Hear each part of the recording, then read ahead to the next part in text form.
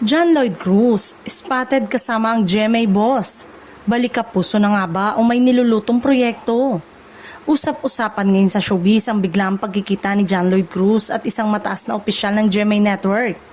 Kumalat ang balitang ito online matapos mapansin ng netizen ang kanilang umano'y pag-uusap na agad nagdulot ng espekulasyon tungkol sa posibleng comeback ng aktor.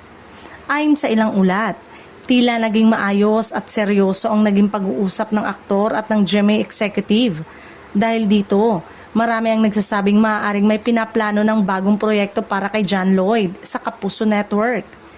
Hindi rin maiwasan ng fans na magtanong kung eto na ba ang senyales ng kanyang pagbabalik sa mainstream television. Matatanda ang matagal nang hindi aktibo si John Lloyd sa malaking teleserye at pelikula kaya't mataas ang expectation ng publiko. Sa ngayon, wala pang opisyal na pahayag mula sa kampo ng aktor at ng GMA Network tungkol sa muling pagbabalik showbiz ng aktor.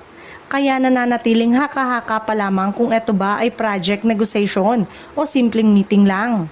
Gayunpaman, hindi maikakaila na malakas ang impact ng pangalan ni John Lloyd Cruz sa showbiz. Kaya't kahit simpleng pagkikita lamang ay agad itong nagiging balita at pinag-uusapan.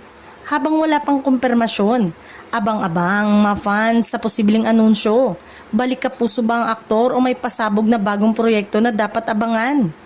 Maaalalang matagal na wala sa hiatus ang aktor noong nagkaroon sila ng relasyon at nagkaanak ng dating aktres na si Ellen Adarna.